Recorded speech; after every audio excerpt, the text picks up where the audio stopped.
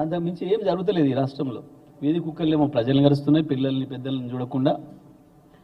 ఇక్కడ కనకపు సింహాసనాల మీద కూర్చున్నాయేమో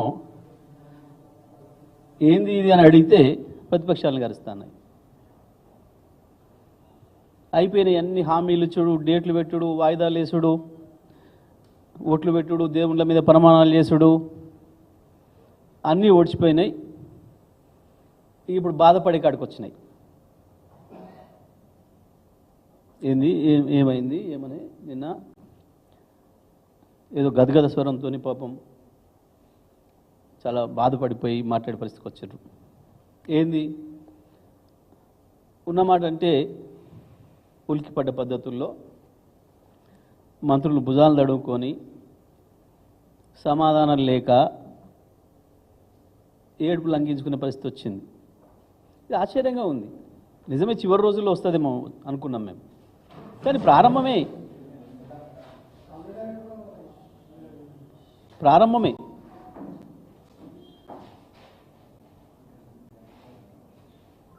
సరే, ఒక పరిపాలకుడికి, ఒక పరిపాలన చేసే ప్రభుత్వానికి 8-9 నెలలు అనేది తక్కువ సమయం కాదు. వాళ్ళే పెట్టుకున్న డేట్లను వాళ్ళే వాయిదాలు వేసుకుంటూ పోయింది. చివరికి ప్రజల నంబర్ని ఒట్లు పెట్టుకున్నారు. సరే, ఇప్పుడు తప్పించుకొని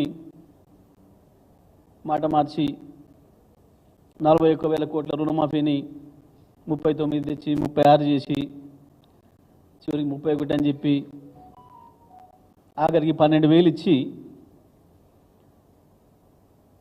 ఇక పాపం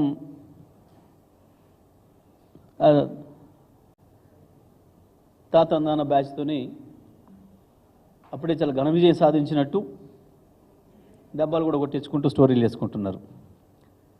మీరు ఎన్ని స్టోరీలు చేసుకున్నా, ఎన్ని స్టోరీలు రాసుకున్నా ప్రజల జేబులో పోవాలి కదా పైసలు, రైతుల జేబులో పోవాలి కదా. ఏమీ లేదు, ఇంకా చాలా ఉంది ముందట. ఏమన్నారని హరీష్ రావు గారు, ఒక మంత్రి గారు అంత బాధపడాలి, కుమిలిపోవాలి. హరీష్ రావు గారు సీతారామ ప్రాజెక్టు విషయంలో సంతోషం, మేమంతా చేసిపోయినాం, సరే ఆ బటన్ నొక్కే అవకాశం మీకు వచ్చింది, మీరు అదృష్టవంతులు అని చెప్పిండు. గదే ఒక మాట రేపు ఆ బటన్ నొక్కినప్పుడు చెప్పురు, ఇది కేసీఆర్ కష్టం, కేసీఆర్ గారి ప్రణాళిక, కేసీఆర్ గారి కష్టం అనే మాట బటన్ నొక్కిన కాడు మాట చెప్పురి అనే మాట చెప్పిండు. ప్రభుత్వం అనేది శాశ్వతమైంది, ఎప్పటికి ఉండేది. అందులో కొంతమంది వస్తారు పోతారు, అదే వేరే విషయం. దానికి ఉలిక్కిపడి మీరేం చేయలే, అంత మేమే చేసినాం, ఎక్కడ ఒక అనుమతి లేదు, అన్ని అనుమతులు మేమే తెచ్చినాం,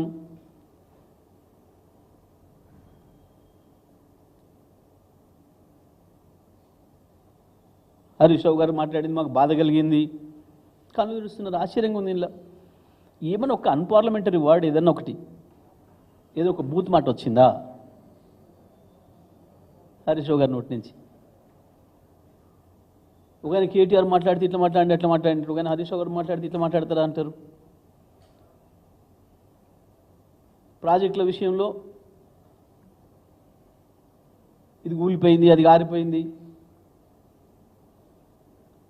ఎందుకో మీ కళ్ళ ముందే కూలిన దాని మీద చర్యలు లేవు, సప్పుడు లేదు.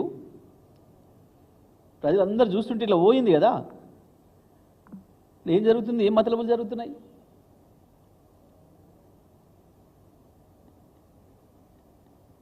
ఇంకొక ఆయన 8-9 రోజులు మొత్తం మంది మార్బలాన్ని వేసుకొని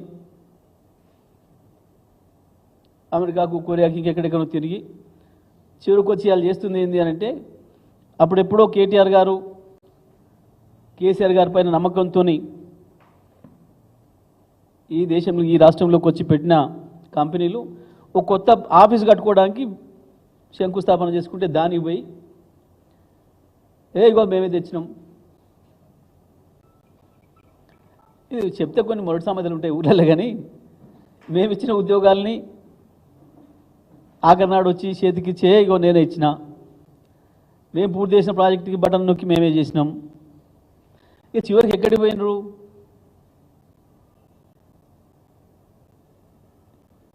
హాస్టళ్లలో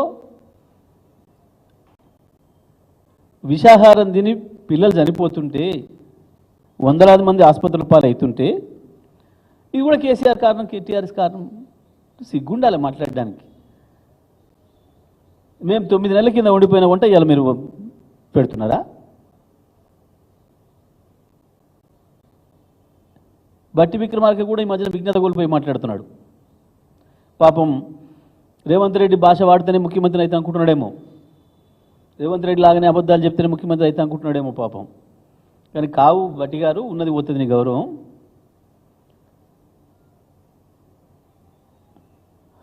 వంటింట్లో హాస్టల్లో పరిశుభ్రత లేకపోతే దీనికి కారణం మీరు. ప్రజలు ఏమనుకుంటారని సోయి ఉండాలి కదా. ఇల్లు రోజు ఉక్కోవాలి, ముఖం రోజు కడుక్కోవాలి, పనులు రోజు దొమ్ముకోవాలి, రోజు చేసుకోవాలి ఎవరి పని వాళ్ళు. నువ్వు ముఖం కడుక్కోక మీరు కారణం అంటే ఏం పోతుంది? ప్రజలు చూసేవాళ్ళు ఏమనుకుంటారు? కొంచెం మాట్లాడేటప్పుడు ఇంక ముందు ఆలోచన చేసుకోరు. ఇక మంత్రి ఉత్తమ్ కుమార్ రెడ్డి పాపానికి అర్థం ఏం మాట్లాడతాడో కాక మాట్లాడతాడో. మరి కనీసం అధికారులను అడిగి వివరాలు తీసుకోవాలి. సీతారామ ప్రాజెక్టుకు మేము అనుమతులు తెచ్చినాం, నవ్వుకుంటారు ఎవడన్నా వింటే. 2018లో మొదలైంది కరస్పాండెన్స్. 2018, 2019, 2020,